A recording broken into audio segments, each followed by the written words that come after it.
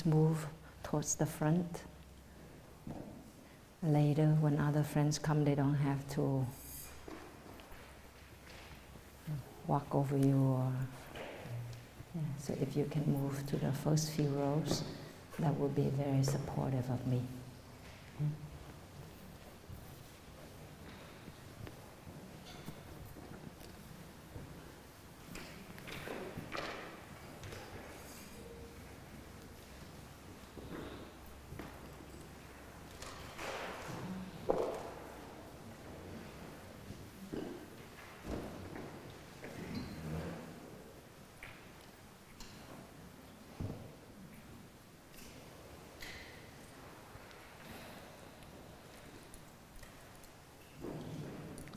Let us practice non-waiting.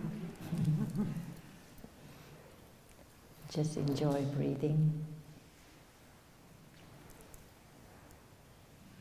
Enjoy being healthy and alive.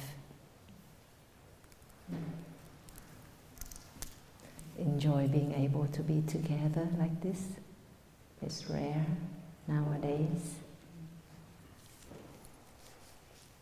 to have a community to be with. It's a great happiness.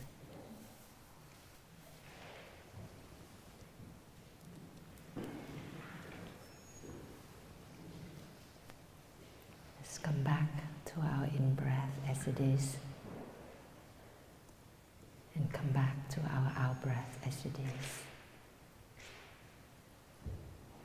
Hello, in-breath. Hello, out-breath.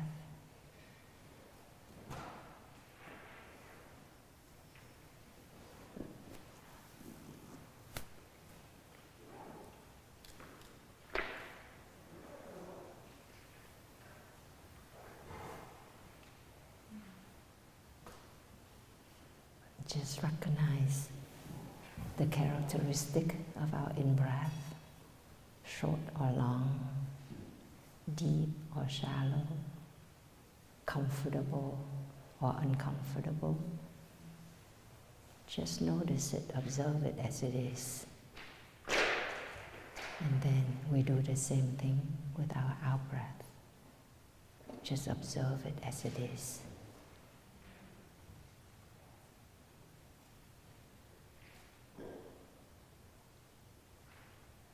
Befriending and getting to know our in-breath. Befriending and getting to know our out-breath.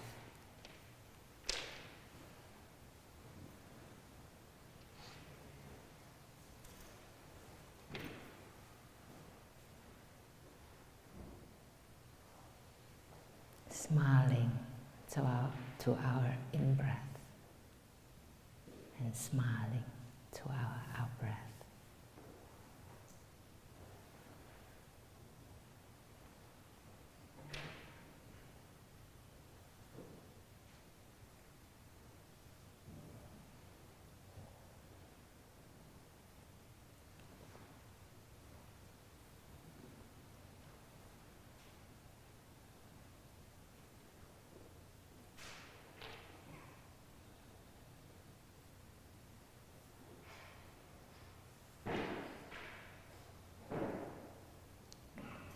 Now we can visualize, bring to mind a loved one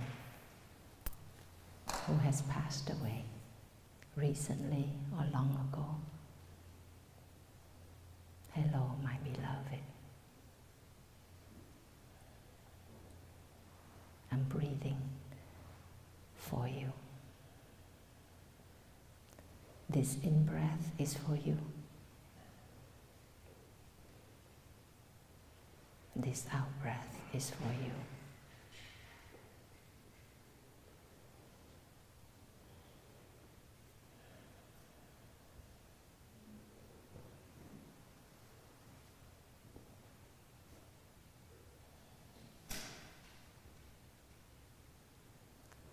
Hello, my beloved. I'm breathing with you. This in-breath is with you.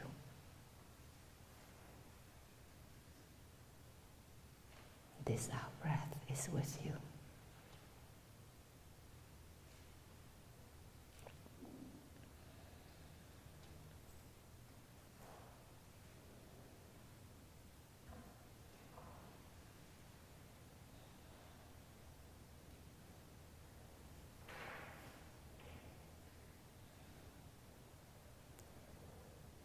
Let us enjoy 3 sounds of the bell.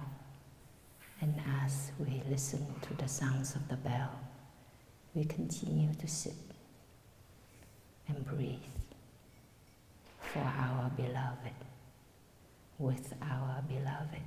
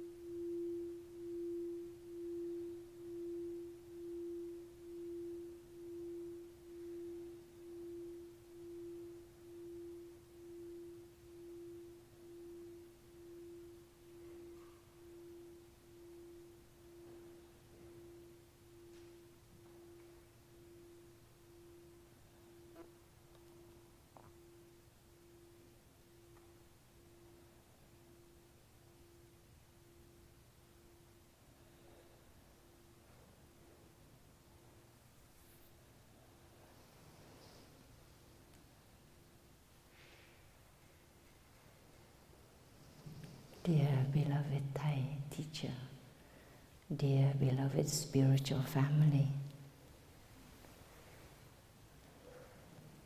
today is January 9, 2022, and we are here at Deer Park Monastery on a brilliant Sunday, day of mindfulness. As I was sitting still and breathing,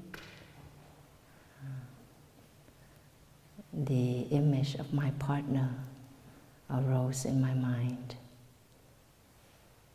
21 years ago, on January 12th, 2000, I left the US to go to France, with the intention to find peace within myself. My partner had just died in an accident 3 months before that, on the 25th of September 1999. And within 3 months, I was able to arrange everything to terminate my contract with the hospital, to leave medicine, to go visit my brother and some friends and my partner's mother and sisters, to stay with them for a week, to give up our apartment, and then to go to France with just a backpack with me.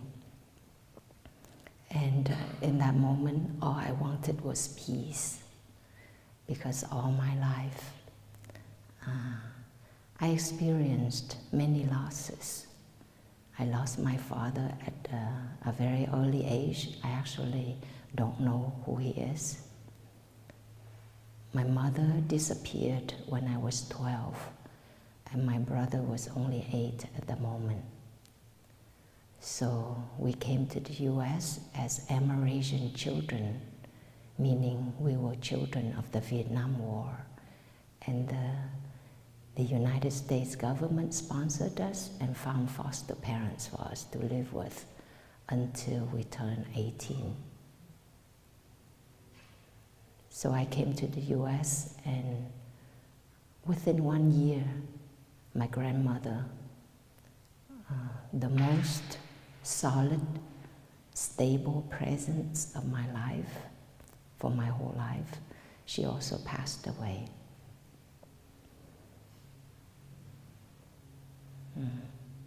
And so, for so many years in my life, I always believed if I could achieve,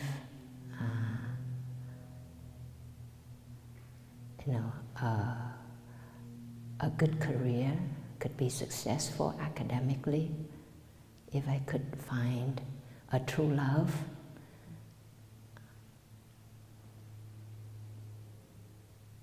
then it would make up for all the losses in my life. And I did. I worked very hard. You can imagine, I came to this country not even 17 years old yet. But I was learning English from scratch. Hello, how are you? I always remember one day in ESL class, English as a second language, a young man, he was Mexican, and I think he had a crush on me. Always wanted, to be my friend, and so he asked me, "Hey, what are you doing?" And I said to him, "I'm fine, thank you." And then 5 minutes later, I realized, oh my God. He asked me, "What are you doing?" And I answered, "I'm fine, thank you." And I was so embarrassed. For the whole day, I would blush when I saw him. And so I started learning English at the age of 17.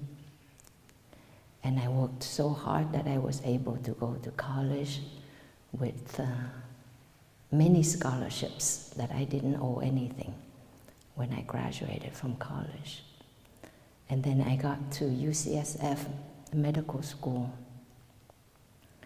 with no scholarship at first. But I wanted to go to a place that had diversity, that I could learn many things besides medicine. And I worked hard because even I didn't know what aspirin was. Going to medical school, and there were so many common things that I didn't know because I didn't grow up in this country. So I had to learn many things that my colleagues didn't have to learn because they knew it since they were children. So for me to leave medicine, to go to France and ordained, and I was ordained in May 2000. So it's almost, it's 21 and a half years plus now. That was not an easy decision, but I made it because when my partner died, he went to Half Moon Bay to swim, to do yoga, and apparently the strong current pulled him out, and I never saw his body. So with all the people that I loved, my father, my mother, my grandmother, and then my partner, when they died, I never saw their bodies. His death just woke me up to the fact that what I believed, if I could be successful, everything would be made up for. But it wasn't. It wasn't the truth, because as a doctor, with a true love in my life, I wasn't happy. I still seek the past.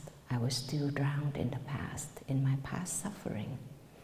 So I just woke up to my own illusion, to my own delusion of success. And also John was very spiritual. He lived beautifully. He was only 33 years old when he passed away, but he knew how to live.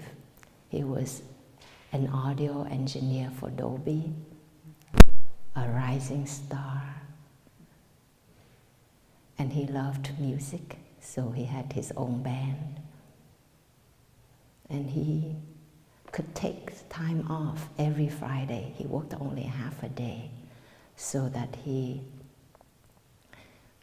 would play music, would go camping, would go hiking. He was a joyful, peaceful person.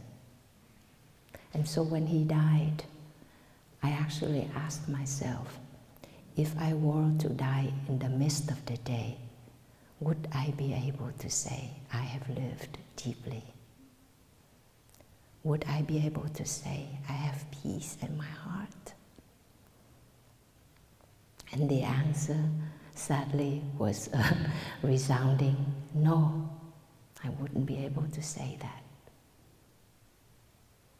And in that moment, peace was more important to me than anything else. And it helped me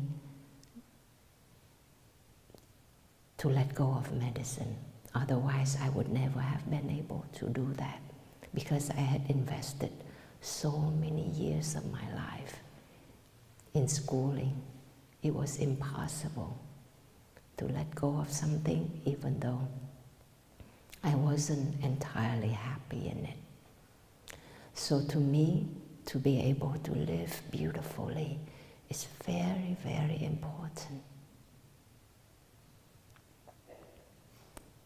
And a meaningful death is just equally important. It's the greatest gift we can give ourselves, and we can give our loved ones. When John died, I felt he lived a beautiful life, and he died a beautiful death. Imagine swimming in Half Moon Bay. Yeah? And I even had a dream just the night after he died. In my dream, I was floating in the ocean. My body stretched out so long. It was like limitless, just stretched out like this. And there was no wave.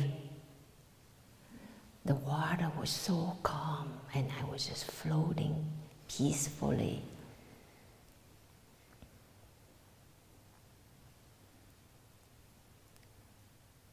And when I woke up, I had this deep realization that perhaps John had struggled for a little while. He was a very good swimmer too. But in the last moments, he actually had let go. And he was able to just allow himself to join the limitless space and time, to be embraced by the waves. He didn't struggle anymore. I knew it.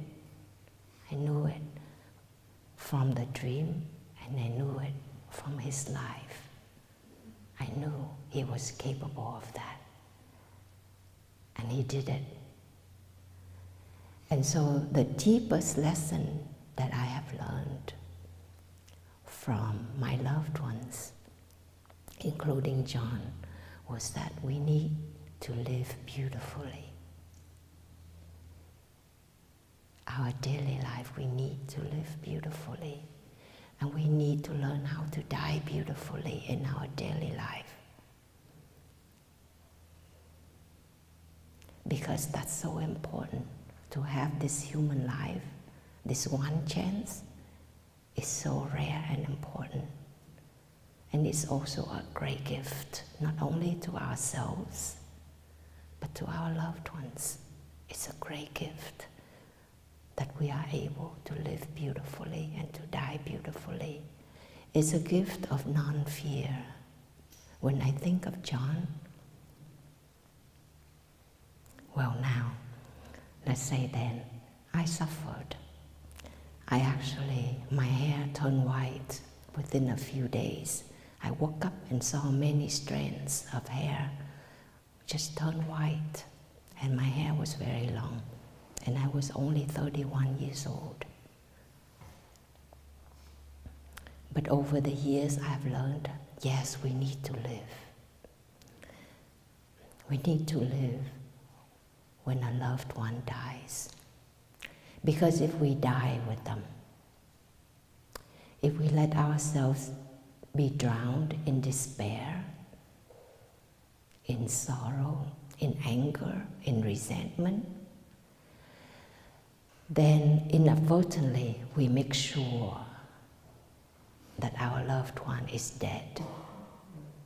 We make sure that they died. Because every time when we think of them, we think of them in terms of the past. Oh, he was like this, he was like that. We did this, we did that. You see, everything about that person takes place in the past, took place in the past.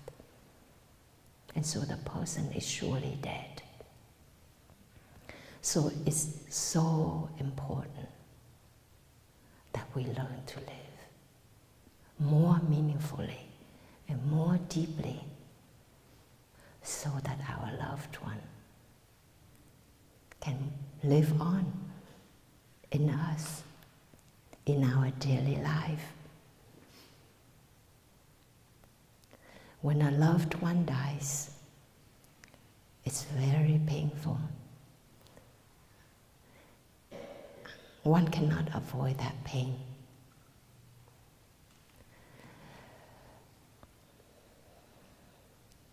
No practice can take away that pain. Even with mindful breathing and deep relaxation of the body, you still experience pain. But as our teacher has taught, pain is inevitable. But suffering is optional. And that comes the practice. Because when a trauma takes place, when a death takes place, there's a lot of pain. Pain in ourselves, pain in our families, in our community. There's just deep pain. And we need to acknowledge it. We need to give our time and ourselves time and space to acknowledge it. In our society, our culture nowadays, we give ourselves no time and no space. It's a way of running away from pain. You get back to work the next day. You try to carry on your normal life. But by doing that, we prevent grief from taking place.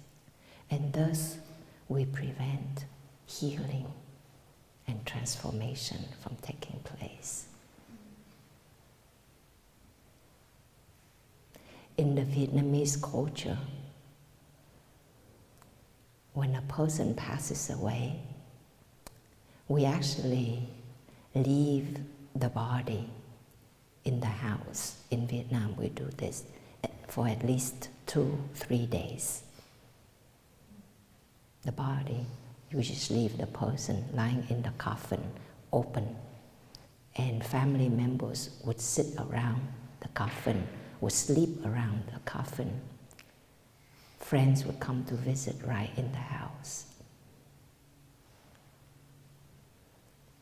And then we would offer food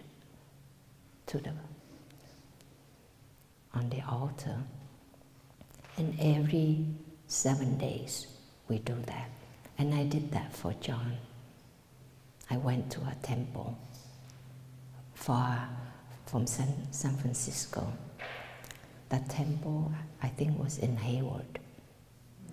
And I would go there, and some dear Sangha friends, I had gone to the retreat only 3 weeks before that, so I got to know some friends. There was Ko Chau Yoda in there, and so she helped arrange these ceremonies for me. I just showed up in person. I didn't bring fruit, I didn't bring flowers. Oh my gosh, 10 years later I realized I didn't even make one single donation. I just brought myself up, I just showed up, and that was the best thing I could do. But they would chant, you know, for John, and I would sit there crying. But now when I look back, there's deep, deep wisdom in that. For 7 weeks, we would light up the incense every day on the altar at home. We would go to the temple to have ceremonies. Friends and family members would gather. That gives us a formal reason to acknowledge our pain, to process it. The process of grieving, the process is so important. That process determines how we will actually move on in life, if there's healing or not, if there's liberation or not, or if we will be caught in that grief for many years to come, unresolved, unprocessed. So 7 weeks, we had ceremonies. And every day, really, we can light up an incense, put on the altar, have a picture of a loved one, have some flowers, make a favorite dish for the person. All of that is to acknowledge you were there in my life and you are still here in my heart. You are so intimately woven in every fabric of my life. You are not gone, done, dead. You are still here. It's so important to acknowledge that. Let us enjoy our breathing with the sound of the bell. When you hear a sound of the bell, or a sound of the telephone, or the siren, whatever sound that is unpleasant or pleasant, just take a moment to breathe in and to breathe out. Smile and relax your whole body. In breath,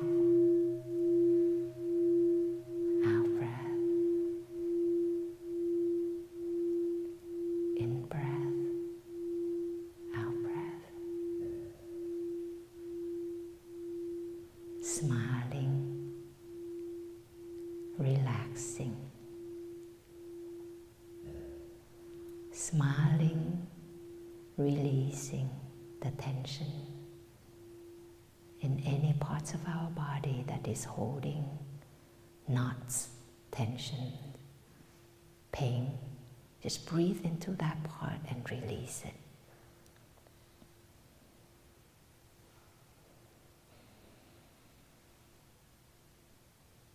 If there's a tightness, in the chest, there's a knot under our sternum.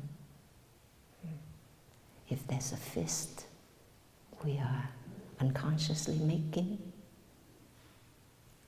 just release it. Breathe into that part and release it. If we feel that the breathing is rapid, laborious,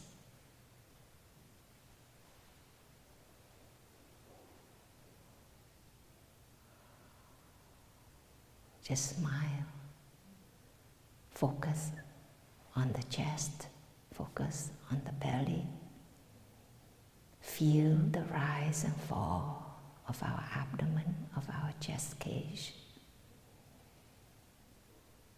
And slowly the breathing becomes a little calmer, quieter, more comfortable.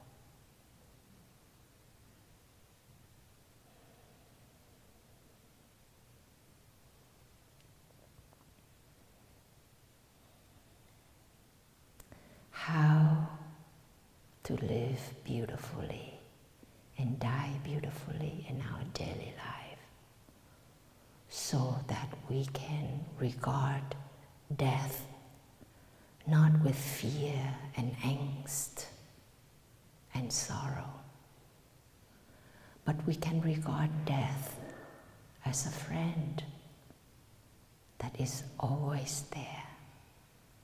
Since the moment we were conceived, since the moment we were born, every single moment of our daily life, death walks with us, hand in hand with life. In the Buddhist practice,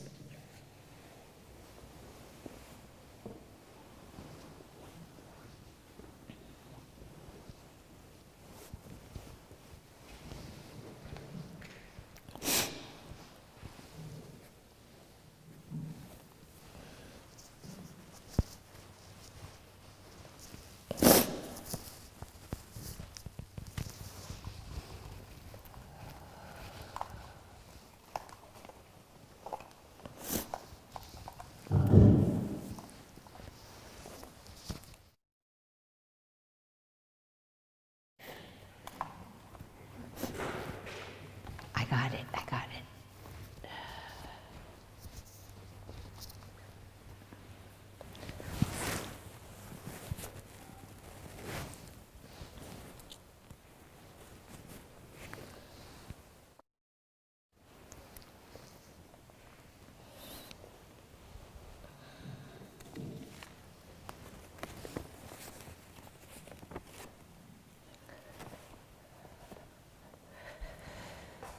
There are the 5 remembrances that I would like to go over with you today.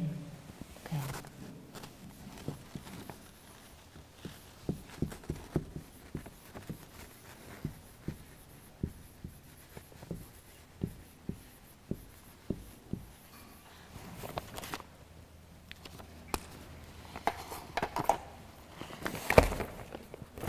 This is something I actually practice in my daily life. It has helped me much of my healing, for much of my healing. The first remembrance is I am of a nature, I am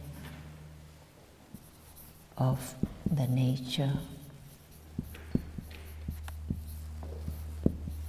to grow old.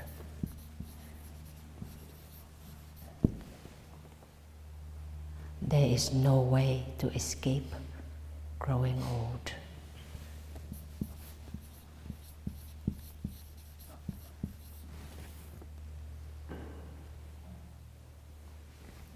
The second remembrance is I am of the nature to have ill health.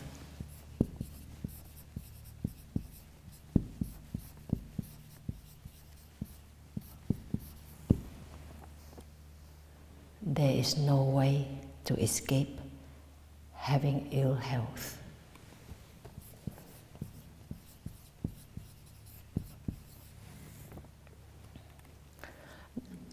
The third remembrance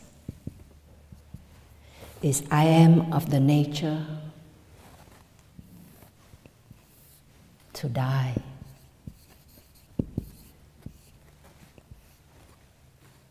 There is no escape. There is no way to escape death.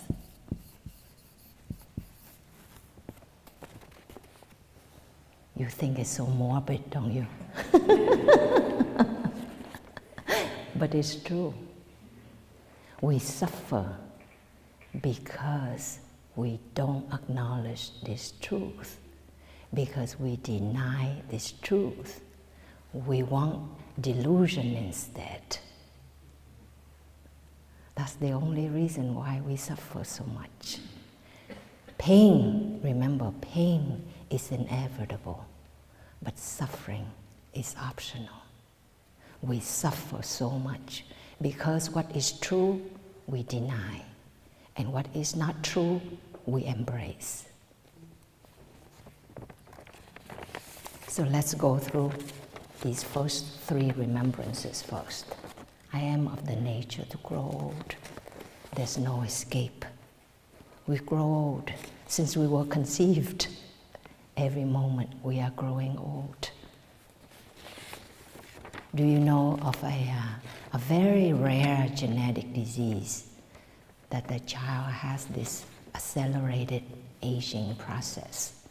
So a 5-year-old child can actually look like she or he is in their 60s or 70s. You know, the hair is falling off, the skin is all wrinkled, you know, and the child can develop myocardial infarction, heart attack, or stroke early, like in the teenage year, and dies from it. So that's very drastic. It's just a sped up process. But you can see this, okay? It's called, what's the disease? Progeria. Probably this word is from geriatrics, old, and pro, to go forward, to speed up. Progeria. This is a genetic disease in childhood, very rare. So we know in our daily life we can touch this truth with tenderness, with the practice.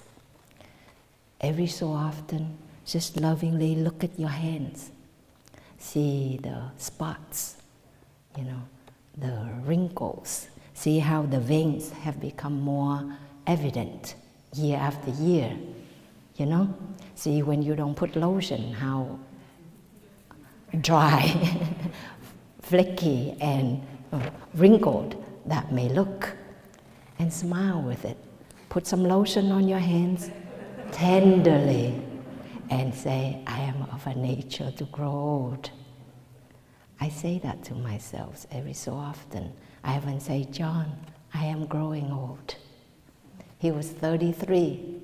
I am 20 years older than him now. Isn't that amazing? Yes. So we acknowledge it. Not to be morbid, not to reject life, but to cherish life as it is right in this moment, right?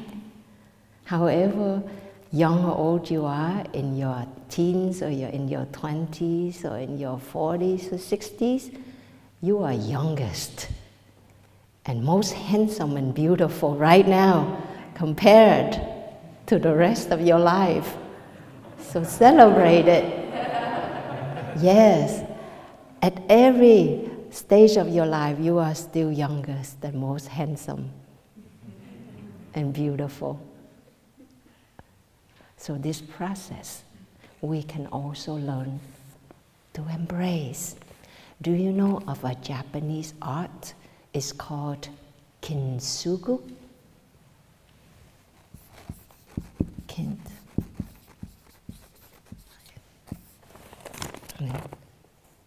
Kinsuki. when you have a bowl, a vessel that is very precious to you, like a china, and when it's broken, what happened was that people felt they had to throw those pieces away, even though they really cherished them.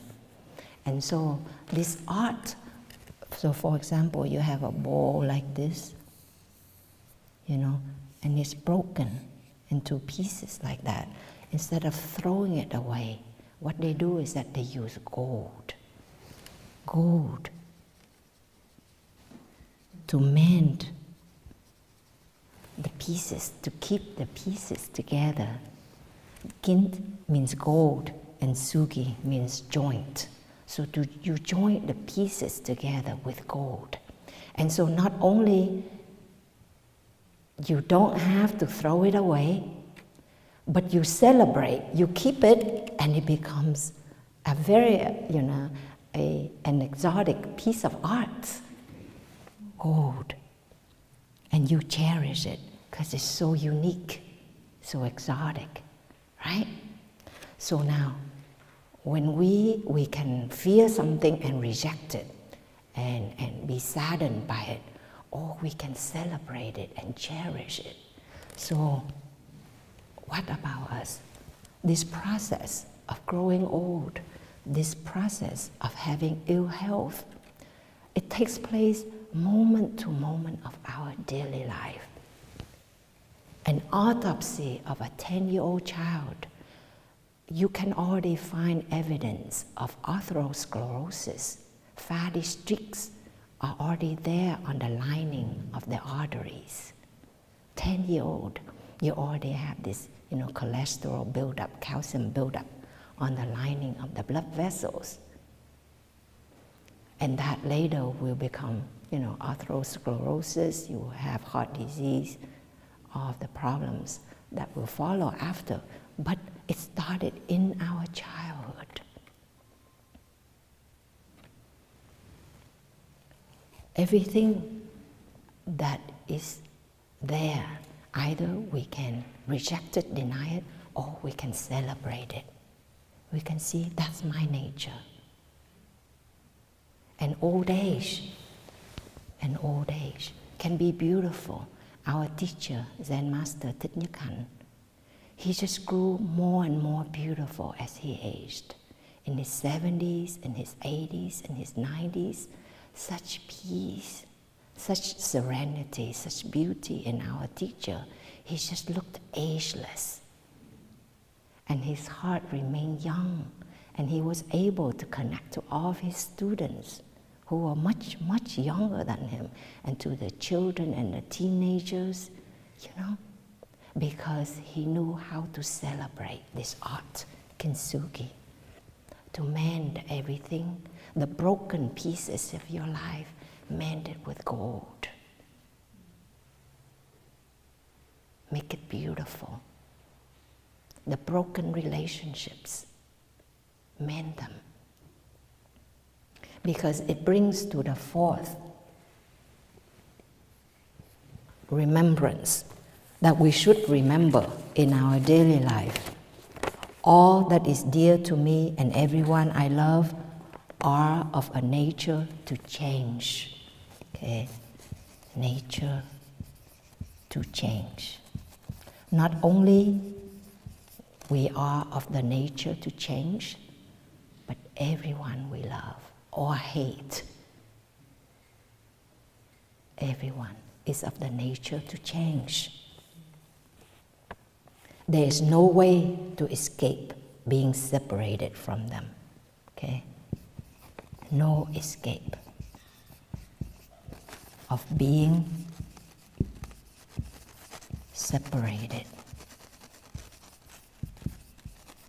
from them.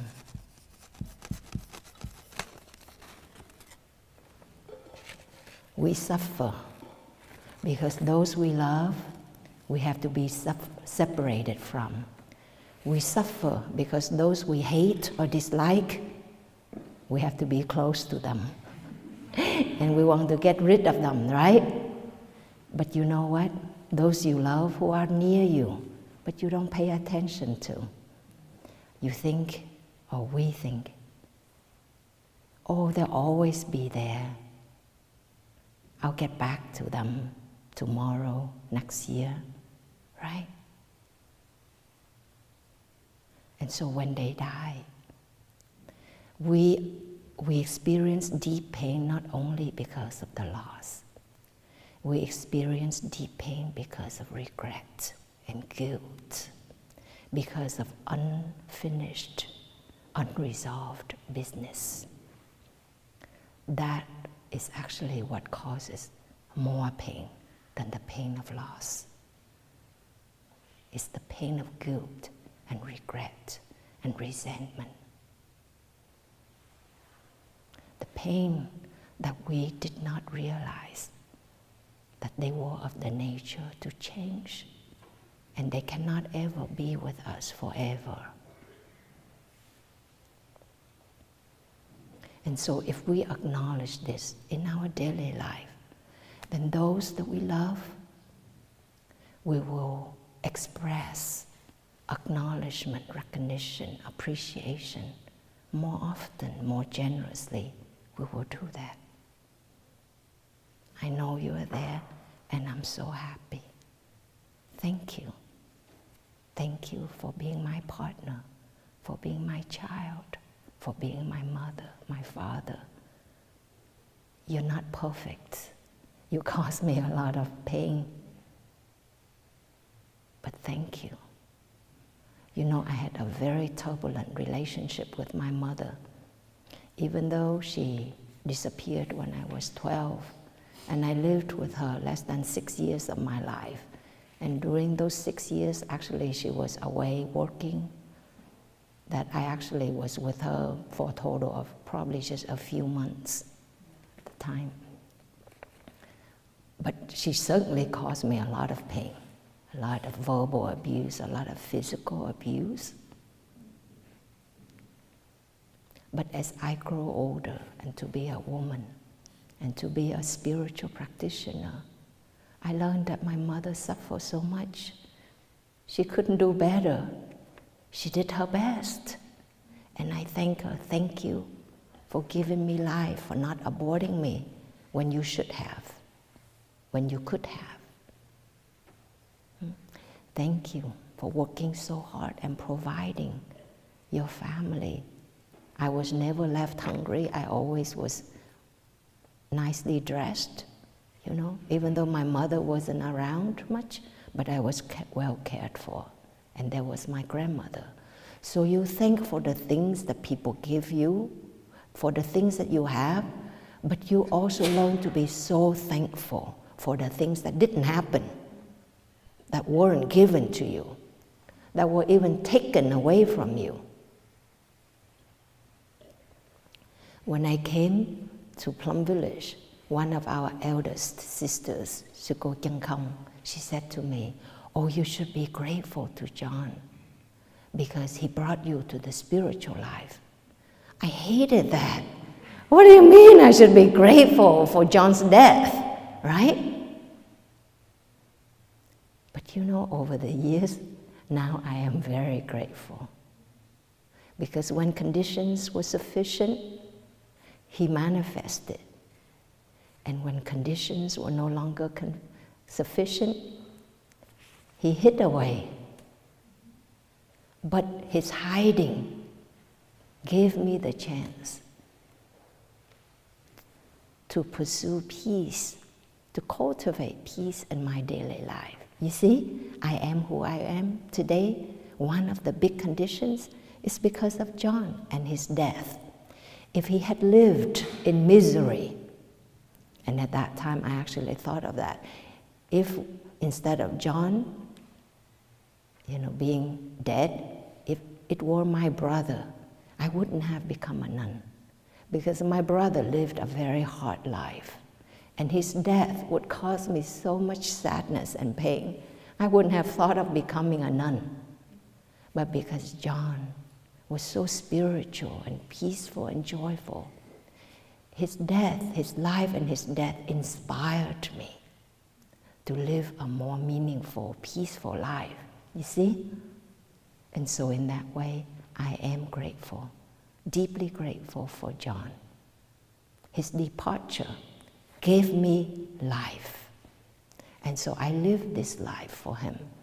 And I also learned to live this life for my mother, who never had a chance to sit peacefully, to walk peacefully, to be at peace in her body. She was always trying, working so hard, struggling so hard. And that's why she was so angry and bitter, you know?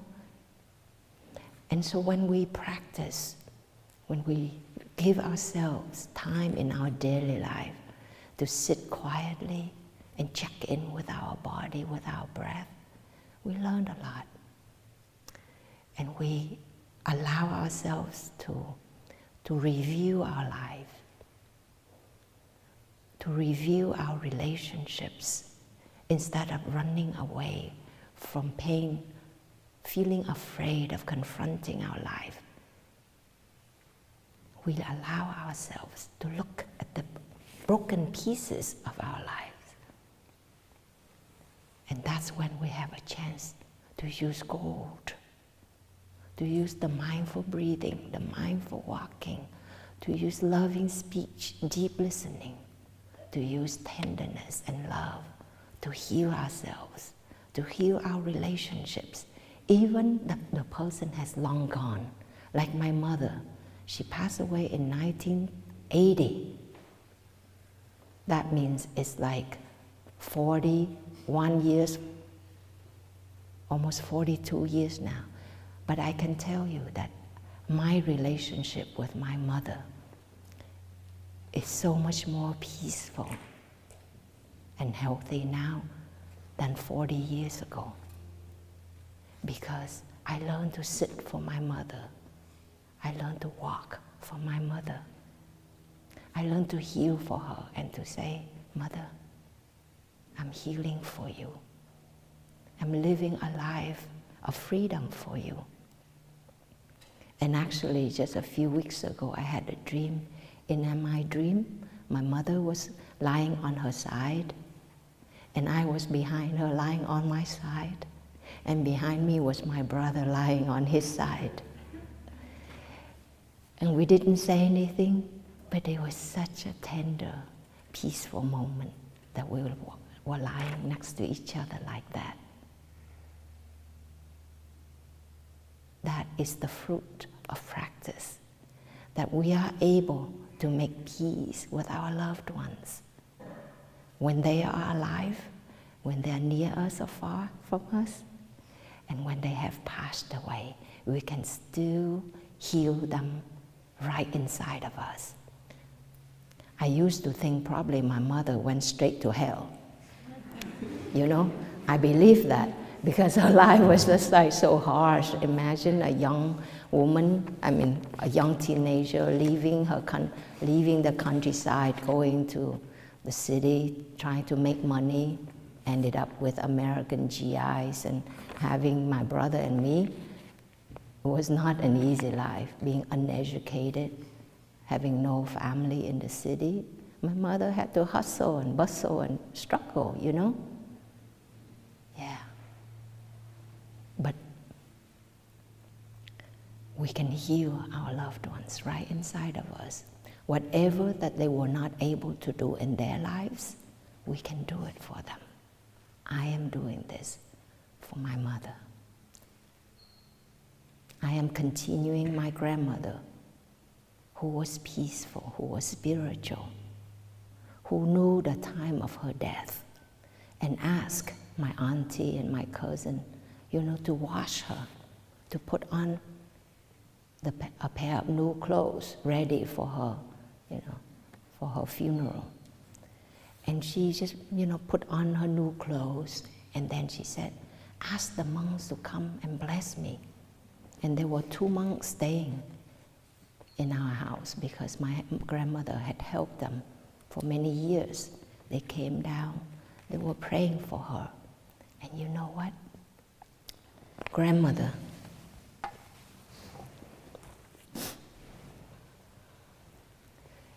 She was lying on her bed,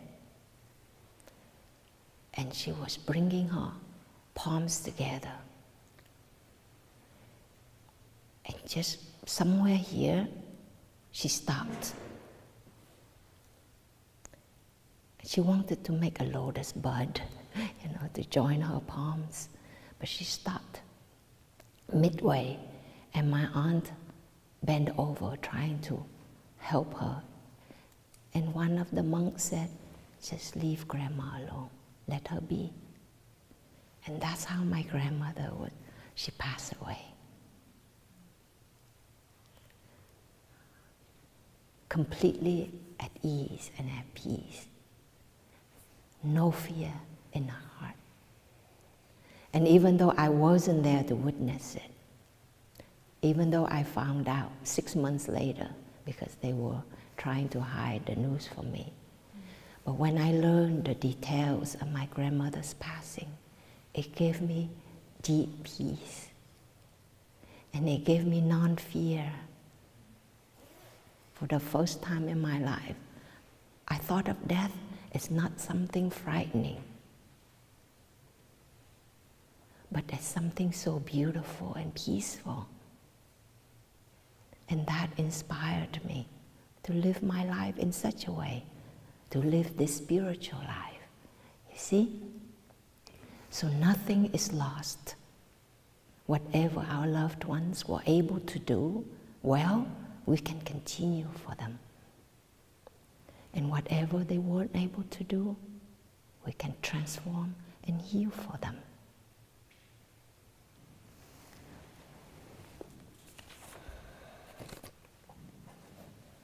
And those that we don't love so well, that we wish to get rid of them, I have also learned, when they are far away, I'm just as miserable. And then come along somebody who reminds me of that person. Have you experienced that? Like even you get a divorce and you marry somebody else who's like fresh and beautiful and so wonderful, and a couple of years later you wonder, did I marry the same person? That is because us, we have not changed. Like this eraser, if it's tainted with black ink, wherever you wipe, even it's a new board, it will carry that black taint. You see, that color taint. So instead of trying to get rid of somebody because you don't have a good relationship with that person, see if you can change something in your way of thinking. See if you can change in some way in the way of speaking, of behaving. Because ultimately, whatever that arises from our mind, it will create the reality in front of us. So if with the mind of discrimination, of hatred, of resentment, with the pain from our past, it colors our view. And we look at others through that lens. And it's not just this person, you look at somebody else, it's still that colored lens. So the practice is to help us to remove that lens. You see? The fifth remembrance. I inherit the results of my actions of body, speech, and mind. My actions are my continuation. My actions of body, speech, and mind are my continuation.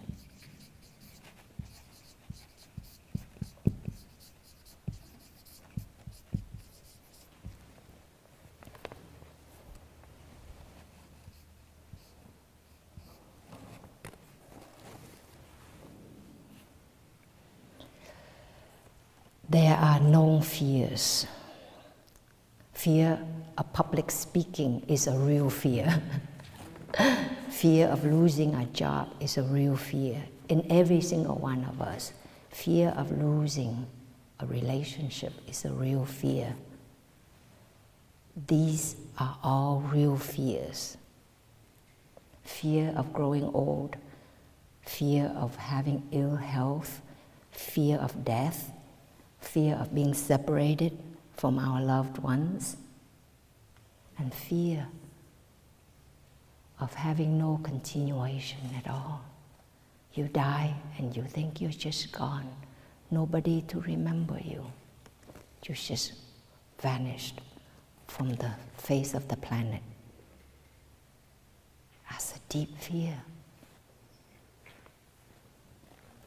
So we learn to face these fears in our daily life, and to see a different way, another way, a more expansive way.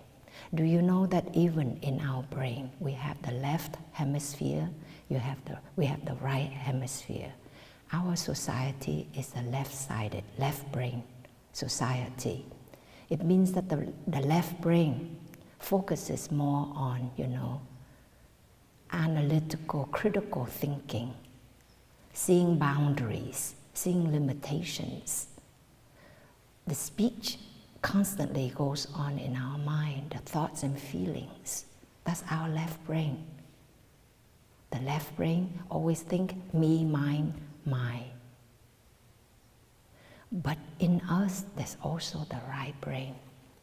The right brain doesn't see boundaries, doesn't see the limit of time and space.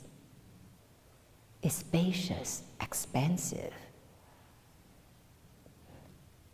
If you haven't watched the video or read the book, My Stroke of Insight, it's a wonderful, wonderful story about this neuroanatomist. And in her 30s, she was learning about the brain, consciousness and all. She herself experienced that when she had a stroke, when her left brain was not functional for a while, and it was just her right brain was active, and she experienced that limitless time and space and no confinement in her body. It's very enlightening. In us, we have that capacity to touch limitless, to touch no birth and no death. We have that deep capacity within us. And the practice of mindful breathing, if you just follow your breath and quiet your mind for a while, there's no breather, there's no you or I, just the breathing, just the breath. You experience it. When you sit quietly and just breathe, that boundary in this body evaporates. You feel you're in oneness.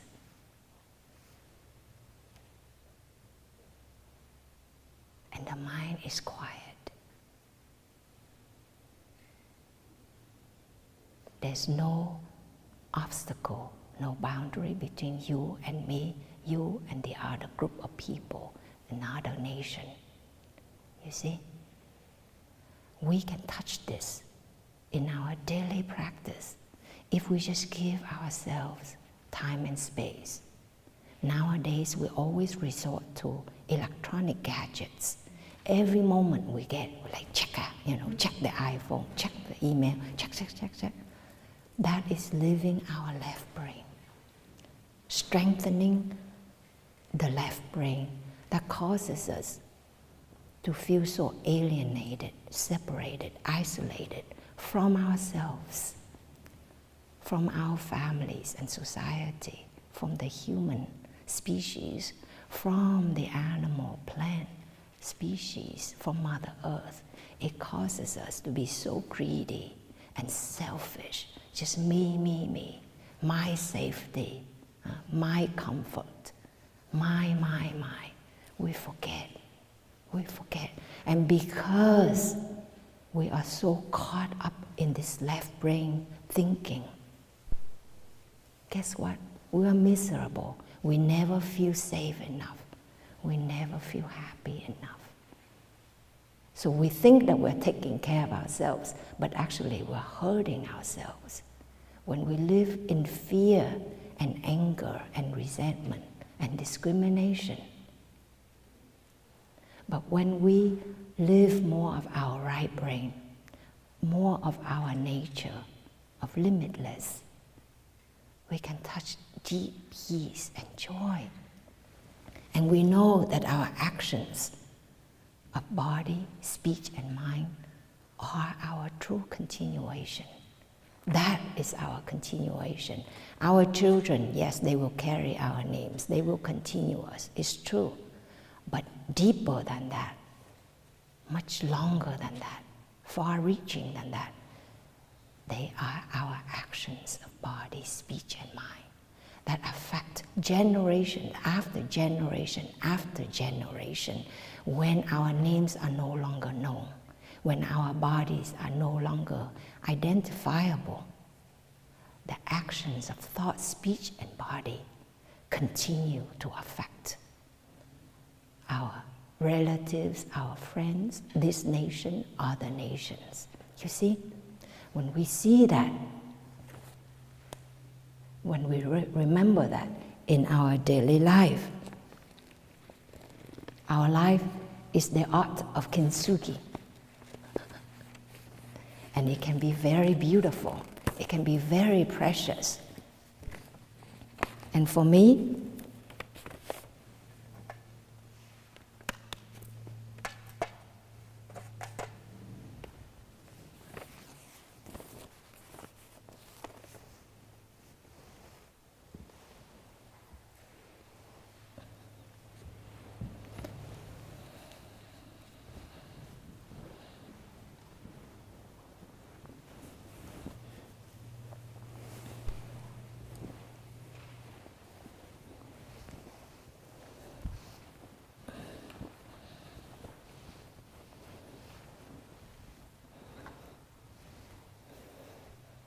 for me,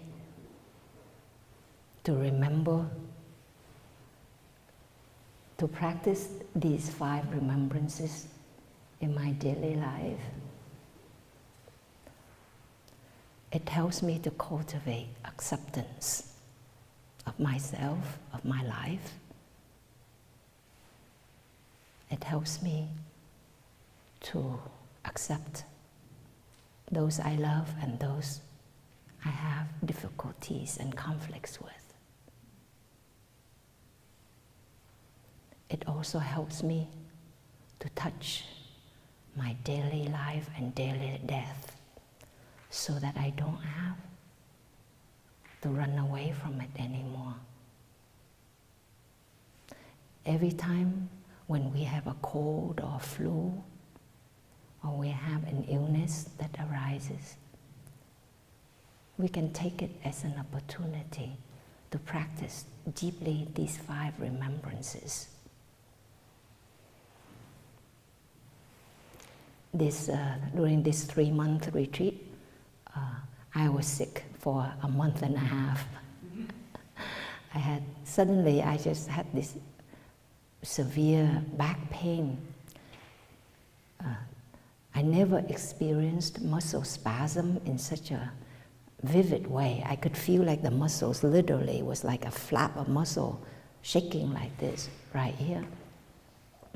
And then when that quieted, I felt the deep visceral pain, and I thought to myself, could I have cancer? You know? And you know, they say that doctors are the last to go see another doctor. I found that is true again and again for myself. So I didn't go to see a doctor until a month later. But during that whole time, I just breathed with the pain. I certainly had a lot of pain, but I didn't suffer. I did ask myself, what would I do if I had cancer? And I just felt I have lived my life the best I can. I would like to live as long as my body is capable of. But I would rather not have invasive procedures, invasive intervention. So I just made peace with that. And I actually wrote my living will many years ago, since I was in college. And as a monastic, I also wrote that. And so you can have an illness and you can learn to embrace it, to touch your nature of growing old, of having ill health, of death. And you do your best to reconcile, to resolve unfinished business that you have with yourself, with those around you, with your family members and friends. Do that, don't wait. Don't think, oh, next year I'll do that. Do it.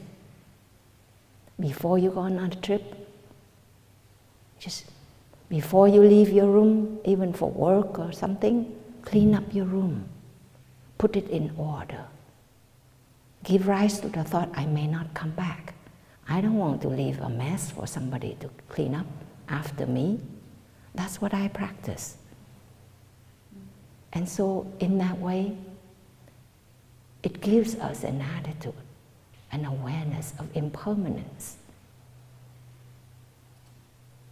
It frees up that energy of fear so that we can live. Because when we fear death so much, it may be a reflection that we're not living very deeply, that we may not know what life really is. You fear of the unknown, but do you know what's known? But if you live deeply, you know that death is always there. It's a part of life. Without death, how can there be life? And if you can live with peace and no regret, you can say, tonight when I go to sleep, I may not wake up. And it's okay, because I know I've done my best.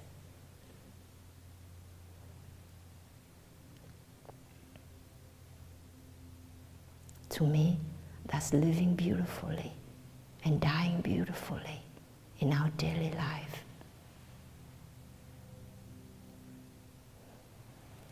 Bless you, my dear ones. I know it's not an easy topic for the new year, but it's real and it's beautiful. And those of us who have loved somebody and that person has passed away, and that person may be our own child, it's very painful. But just remember, pain is inevitable. Just remember to breathe when you cry. Remember to breathe when you feel pain. Remember to do walking meditation, to sit quietly and embrace that pain. Allow your partners, your friends, your family members to help you hold that pain. Many parents, when we lose our child, we push each other away. We get a divorce. We grow apart. It doesn't have to happen like that. Suffering is optional if we know how to embrace grief and pain. We can learn the art of Shinjitsu.